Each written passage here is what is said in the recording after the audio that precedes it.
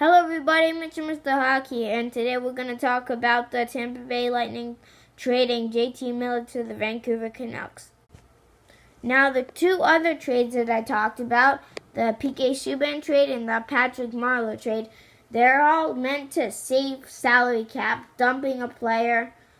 It may be a good one, but dumping a player to a team that can afford their salary cap hit, so you can sign other guys. And this is exactly, again, this trade follows suit, as the whole purpose of this trade, or at least most of it, is Braden Point, their 40-goal scorer, who's emerged as a superstar, is a restricted free agent, and they need money to sign him. So what do? They trade a guy, and they get a third-rounder and a first-rounder, conditional, and it's a conditional pick.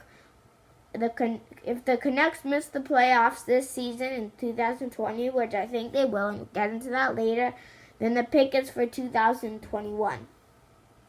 So I think, when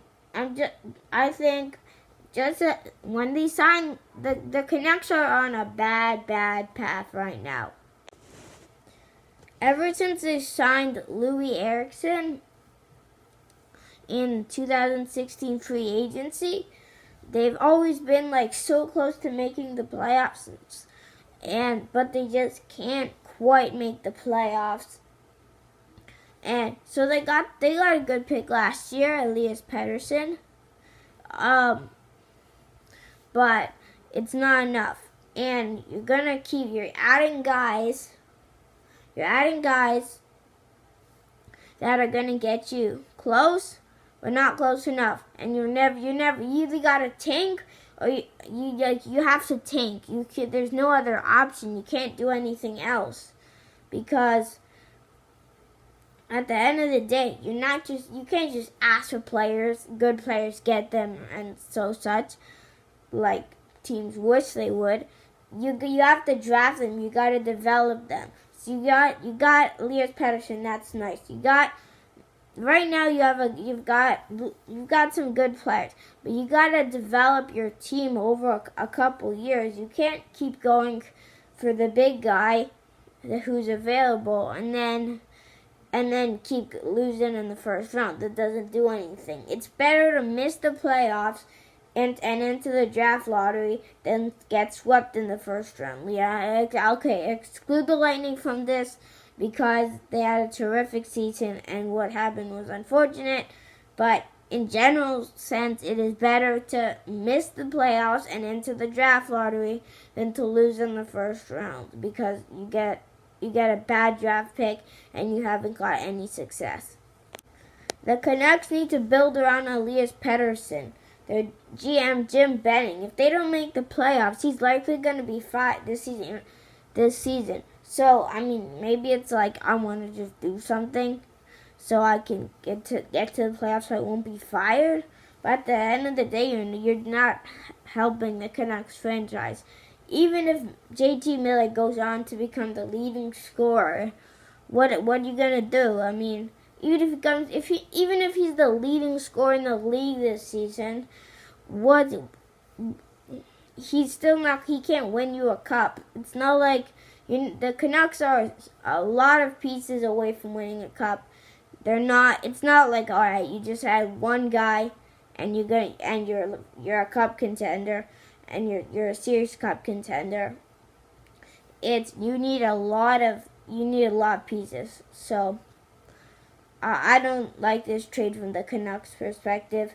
The Lightning win the trade. Now, the only reason the Lightning win the trade is because the Canucks, in my opinion, are so bad. Getting JT Miller is so bad for them that even with the Lightning and their own problems, which I'll get to in a minute, it doesn't work. If you're Tampa Bay and you're trying to trade a guy he has a good cap hit. Not good. He's got a big cap hit, and you want to move him. You just remove Anton Strawman or Dan Girardi, someone like that, someone that doesn't exactly account for goals. someone that you can replace. You can't replace JT Miller and the chemistry that he had with Nikita Kucherov and Steven Stamkos. You can see it from his stats. He had 13 goals, 34 assists for 47 points. He had a good season. Now, like for him, it's can he get the puck to Elias Pettersson, Bo Horvat? He did that. JT Miller is only 26. Yeah. He averages 20 goals. For the last 4 seasons, he's averaged 20 goals and 31 assists for 51 points. That's really good. So, I don't think the Lightning should have taken this player. They should have taken like a Strawman or Girardi or somebody, but not him. Okay, now here's the question. Is JT Miller worth a first-round pick? Well, I think on the Lightning, yes, he's worth a first-round pick because he's getting points, he's getting all assists, all that stuff. But on the Canucks, where he doesn't have Stamkos, he doesn't have Kucherov, he's not worth a first-round pick. Here, look, when the Columbus Blue Jackets acquired Matt Duchene, they didn't give up a first-round pick. When the Ottawa Senators acquired when the Ottawa Senators traded Erik Karlsson, there were no first-round picks involved. They were second-rounders, but not first-rounders. And then one more question that I actually just thought about as I'm shooting this video. Do you really, if you're gonna make a cup contender, if you're gonna be a serious cup contender, why are you giving a first-round pick to the best team in the league?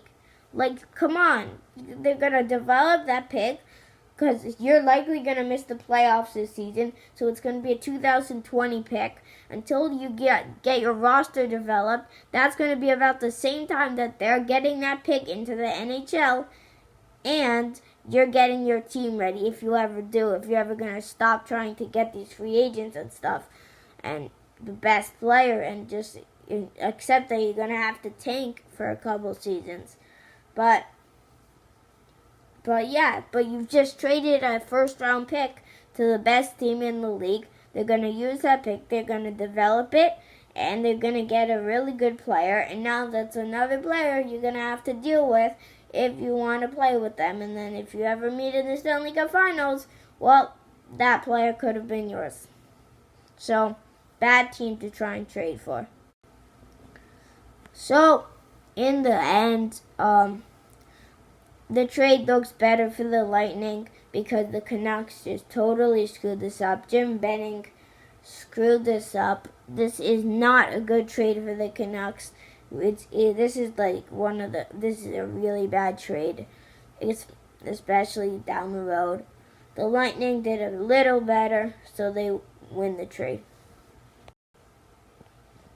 So, thanks for watching. Don't forget to like and subscribe. Tell your friends about these videos. And I will see you in the next one.